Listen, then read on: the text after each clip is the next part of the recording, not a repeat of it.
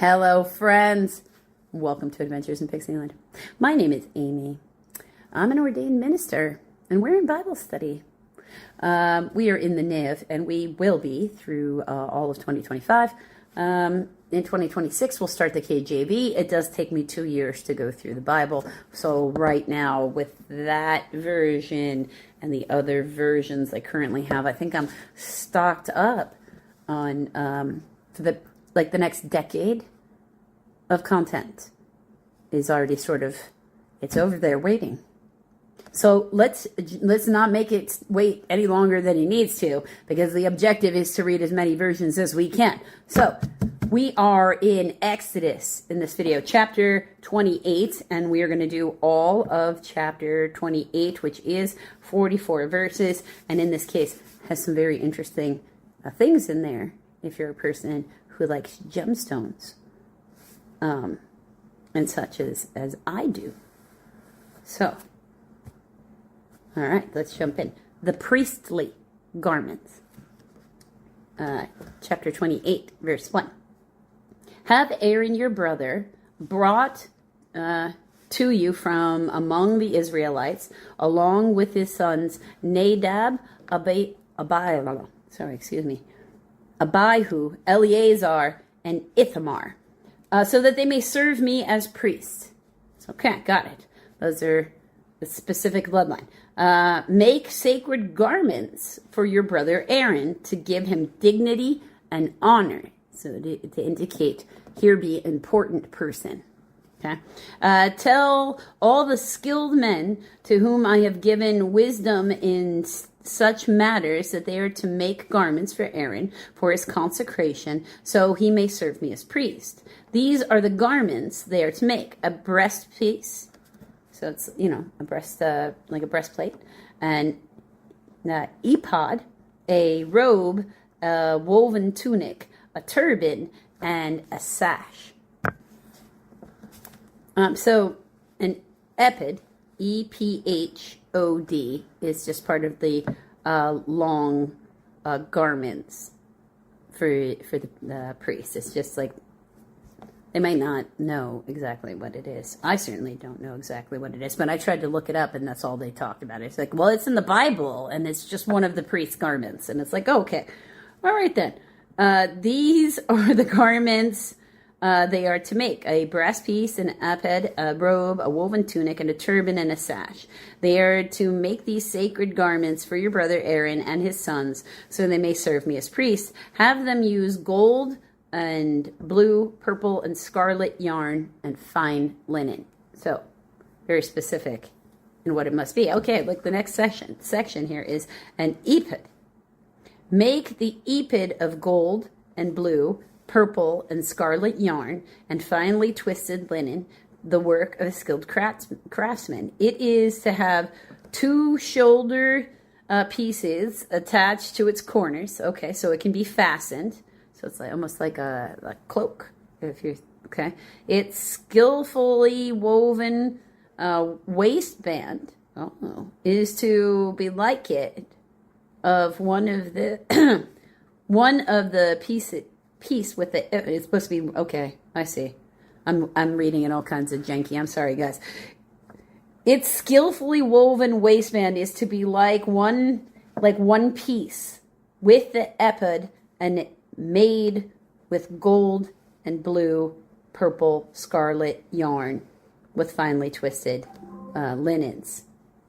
So it is to have the 2 shoulder pieces, and it's like to attach to an outer garment.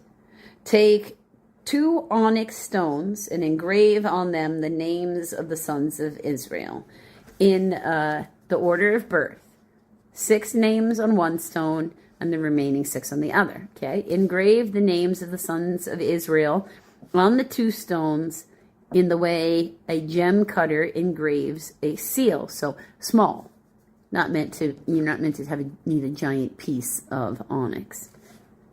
Then mount the stones in gold filigree settings and fasten them on the shoulder piece of the ephod as a memorial stone for the sons of Israel. Aaron is to bear the names on his shoulders as a memorial before the Lord. Right, so the stones sitting here on top of that. Make gold filigree settings and 2 braided chains of pure gold like a rope, and attach the chains to the settings. So with a gold chain attached to them. The breast piece. Fashion a breast piece for making decisions. That's right.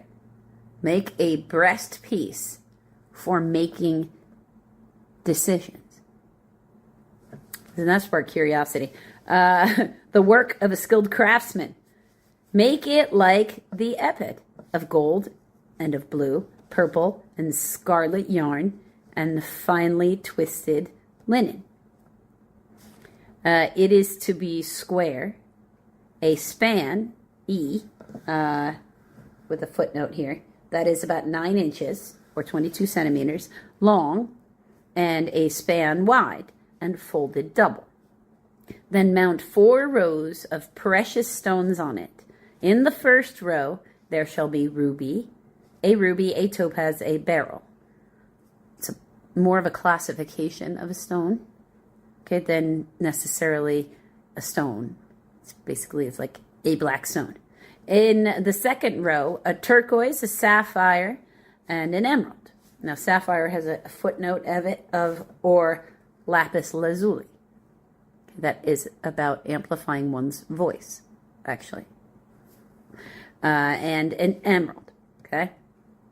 In the third row, a jacinth, which is like a red stone, a red orangey stone, an agate, and an amethyst.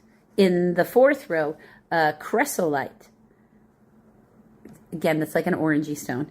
An onyx, which is a black stone, and a jasper.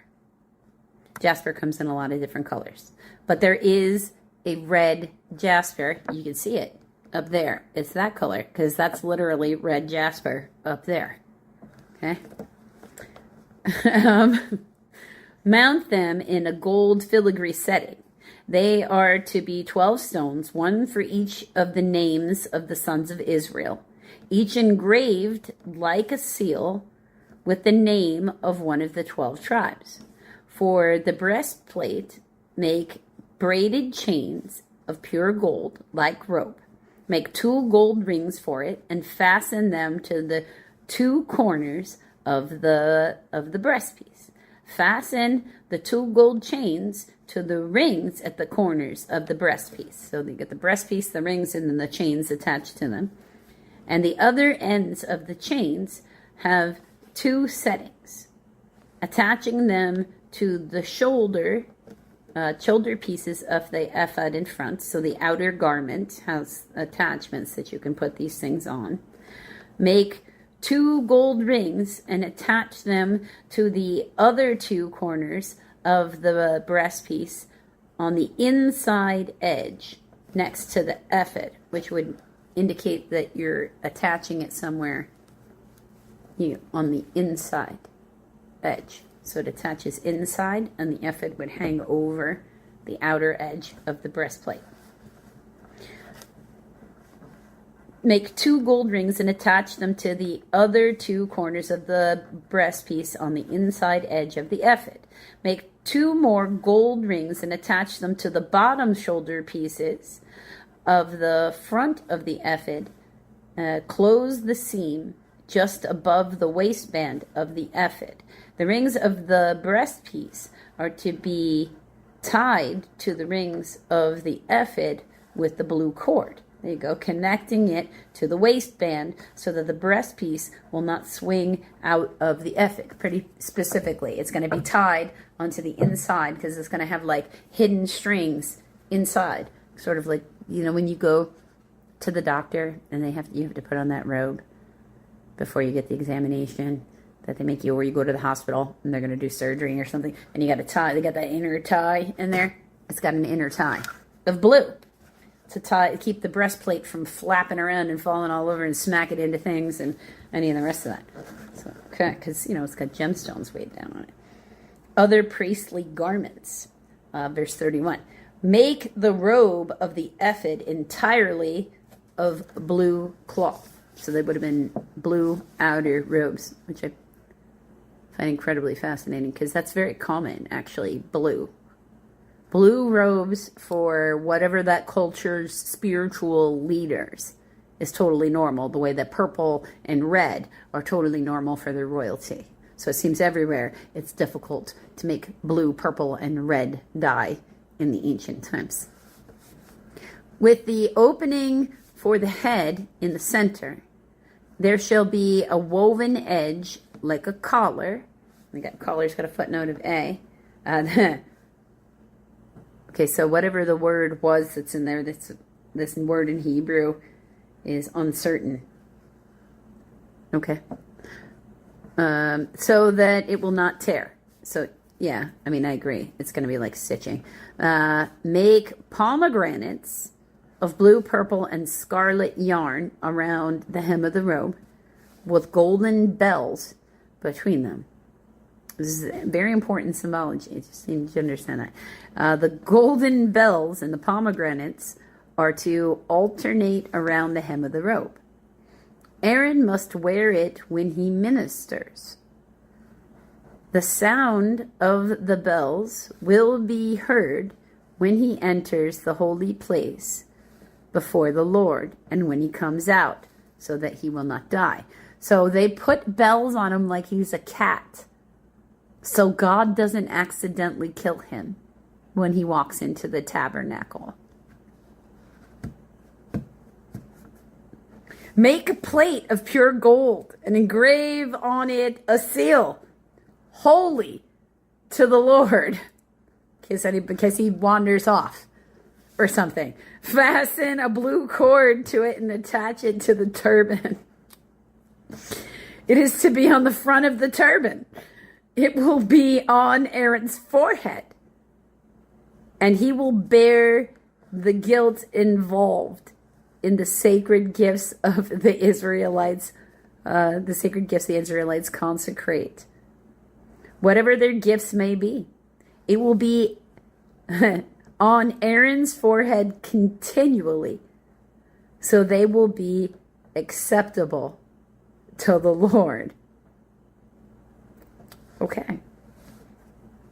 Weave the tunic of fine linen and make the turban of fine linen. The sash is to be the work of an embroiderer. Make tunics, sashes, and headbands for Aaron's sons to give them dignity and honor. After you put these clothes on your brother Aaron and his sons, anoint and ordain them, consecrate them so they may serve me as priests. Every priest does have to be, every minister, priest, whatever it is, they all have to be consecrated. That's very true. I've been like that since I was, it's in my name, actually. Make the linen garments, make linen undergarments as coverings for the body, reaching from the waist to the thigh.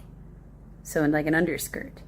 Because remember, everybody tunics. There's no pants in this situation. It's not even like it was thought of for anybody to have it as an option.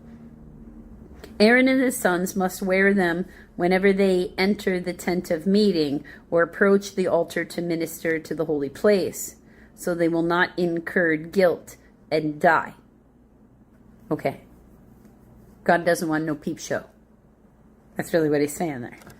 This is to be a lasting ordinance for Aaron and his descendants. So, found out some interesting things there about God and maybe his relationship with Aaron, because they're not talking about Moses having to be wearing any bells before he enters any tent. You don't have that happening to anybody else in the Bible. Just for all those in the world, if you're like me, where I am indeed a Levitical person. We can trace the DNA. I am from the line of Zadok, where it's like it's all there. It clicks. I mean, even with my name, when you do the full, because I have two middle names, not a confirmation name. I have two middle names on my legal birth certificate. When you translate all my names, it's beloved Pearl, consecrated to God, Miller. Because the last name that I have translates from German into English to Miller. You remember what the Millers do? Or do you not know what Millers do? Because Millers used to make flour. But in order to make flour, you know what you had to do? Separate the wheat from the chaff. Hello, friends, and welcome to Adventures in Pixieland. My name is Amy. I'm an ordained minister, and we are in Bible study. We are in the Niv, and we will be through 2025. We are in Psalms, Book 1, Psalm 31, which we started yesterday, but it's a very long psalm. It has 24 verses, which I know is like, yeah, but that's like a chapter. Yeah, but Psalms, they're meant to be felt. They're poems. This, for the director of music, is a Psalm of David. Now, you can find verses 1 through 8 in a previous video. In this video, we're going to do verses 9 through 18. And then you're just going to have to come back tomorrow if you want to hear how it is. So, be merciful to me, O Lord, for I am in distress. My eyes grow weak with sorrow, my soul and my body with grief. My life is consumed by anguish, and my years by groaning. My strength fails because of my affliction. My bones grow weak because of all my enemies. I am the utter contempt of my neighbors. I am a dread to my friends.